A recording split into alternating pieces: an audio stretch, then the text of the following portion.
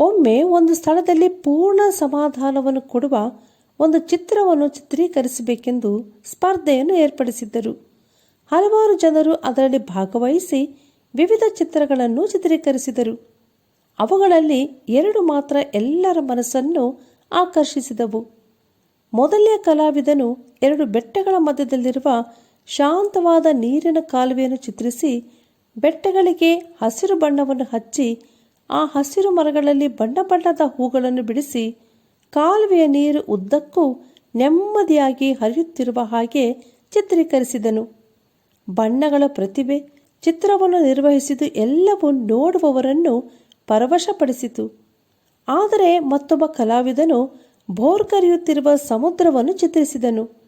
ಆ ಸಮುದ್ರದ ಮಧ್ಯದಲ್ಲಿ ಒಂದು ದೊಡ್ಡ ಬಂಡೆಯ ಮೇಲೆ ಮಧುರವಾಗಿ ಹಾಡುತ್ತಿರುವ ಪಕ್ಷಿಯನ್ನು ಚಿತ್ರೀಕರಿಸಿದನು. ಆಕಾಶವು ಗುಡುಗು ಮಿಂಚುಗಳಿಂದ ಮಳೆಯನ್ನು ಸುರಿಯುತ್ತಿರುವ ಹಾಗೆ ಕಾಣುವ ಪರಿಸ್ಥಿತಿಯಲ್ಲೂ ಆ ಪಕ್ಷಿ ಪೂರ್ಣ ಸಮಾಧಾನದಿಂದ ಹಾಡುತ್ತಾ ಇತ್ತು. ತೀರ್ಪುಗಾರನು ತೀರ್ಪು ಹೇಳುವ ಸಮಯದಲ್ಲಿ ಮೊದಲನೇ ಚಿತ್ರದಲ್ಲಿ ಸಂಪೂರ್ಣ ಶಾಂತತೆಯನ್ನು ನೋಡಿದನು. 2ನೇ ಚಿತ್ರದಲ್ಲಿ ಹಾಡುತ್ತಿರುವ ಆ ಪಕ್ಷಿಯ ಹೃದಯದಲ್ಲಿ ಸಂಪೂರ್ಣ ಸಮಾಧಾನ ಇರುವುದನ್ನು ಕಂಡನು. ನಮ್ಮ ಸುತ್ತಲಿರುವ ಪರಿಸರ ಹೇಗಿದ್ದರೂ ನಾವು ದೇವರಲ್ಲಿ ನಂಬಿಕೆಯನ್ನಿಟ್ಟು ಆತನನ್ನು ಸ್ತುತಿಸಿ ಆರಾಧಿಸುವವರಾಗಿರಬೇಕು. ನಾವು ಸಂತೋಷದಿಂದಲೂ ಸಮಾಧಾನದಿಂದಲೂ ಜೀವಿಸಬೇಕೆಂಬುದೇ ದೇವರ ಆಸೆ. ಸಮಾಧಾನಕರ್ತನು ಗಾಳಿಯನ್ನು ಸಮುದ್ರವನ್ನು ಗದರಿಸಿ ಸುಮ್ಮನೆ ಇರುವಂತೆ ಮಾಡಿ ಶತ್ರುಗಳು ಕೂಡ ನಮ್ಮೊಂದಿಗೆ ಸಮಾಧಾನವಾಗುವಂತೆ ಮಾಡುತ್ತಾನೆ.